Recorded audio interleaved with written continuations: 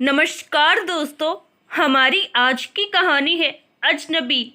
जनवरी की सर्द रात, कोहरा भी काफी था।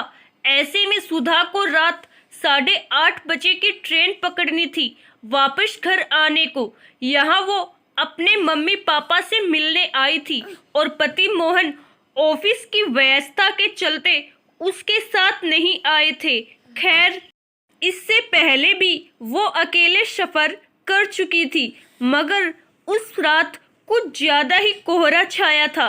स्टेशन पहुंची तो पता चला उसकी ट्रेन 5 घंटे लेट है। माँ अकेली थी तो पिताजी को वापस भेज दिया, मगर मन में डर था, अब अकेले स्टेशन पर वो कैसे 5 घंटे बिताएगी। टिकट एसी कोच का था तो वो वेटिंग रूम में पहुंची, मगर वहां सिर्फ 2 पुरुष थे। वो भय के चलते गेट के पास वाली बेंच पर बैठ गई। कुछ देर में उन दोनों पुरुष यात्रियों में से एक उठकर चला गया। शायद उसकी ट्रेन आ गई थी। अब उस कमरे में केवल सुधा और वो अजनबी पुरुष था, मगर वो अजनबी चुपचाप अखबार को धीमी रोशनी में पढ़ने की कोशिश कर रहा था। अभी कुछ देर ही बीती थी कि बाहर से कुछ लोगों की आवाज आने लगी।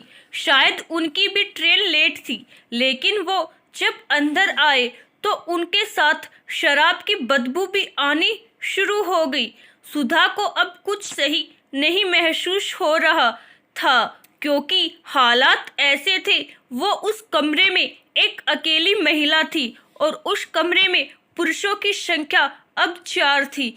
ऊपर से आए दिन समाज में होती रेप जैसी वारदातों से पहले ही मन घबराया हुआ था।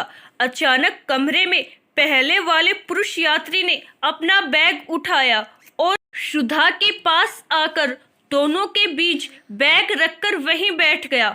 सुधा अब भी खौफ में थी। तभी एक चाय वाले ने अंदर आते आवाज दी, चाय गरम, चाय गरम।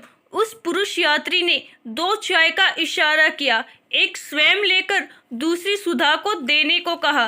चाय वाले ने वैसा ही किया। इससे पहले सुधा चाय के पैसे देती, उस अजनबी ने चाय के पैसे दे दिए। समय बीता और ट्रेन की घोषणा हुई। उस अजनबी की ट्रेन आ गई थी। पहले तो वो उठा, फिर बोला, अरे क्या बात है, चलिए ना दीदी, अपनी ही ट्रेन की घोषणा हुई है। सुधा ने एकटक उसे देखा और फिर उन तीनों शराबियों को देखा, फिर चुपचाप उठी और वो भी बाहर चल दी।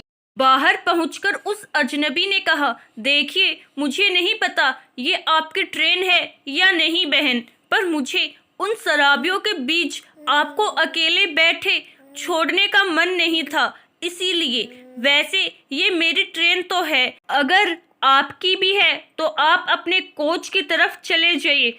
सुधा ने कहा, जी, ये मेरी ट्रेन नहीं है, अभी कुछ वक्त लगेगा, आप जाइए। उस अजनबी ने एक बारगी कुछ सोचा और फिर कहा, बहन आप घबराइए नहीं, मैं अगली ट्रेन पकड़ लूंगा। मगर ऐसी स्थिति में जैसे हर भाई को करना चाहिए, मैं भी वही करूंगा। और उसने वो ट्रेन छोड़ दी।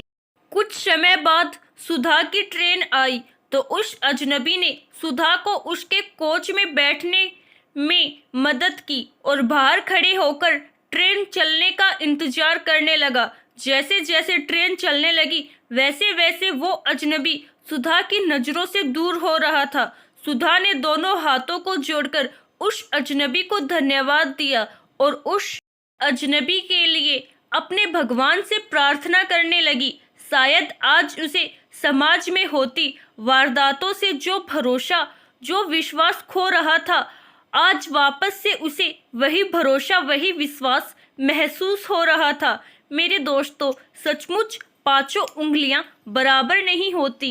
आज भी समाज में ऐसे लोग भी मौजूद हैं जो अपने घरों की तरह बाहर समाज में बहन बेटियों की इज्जत करते हैं, उनका सम्मान करते हैं, और जहां एक अभिभावक की तरह उसकी रक्षा को खड़े होना होता है, वह वहां मौजूद रहते हैं। आशा करती हूँ दोस्तों, आपको हमारी आज की कहानी जरूर पसंद आई होगी। धन्यवाद।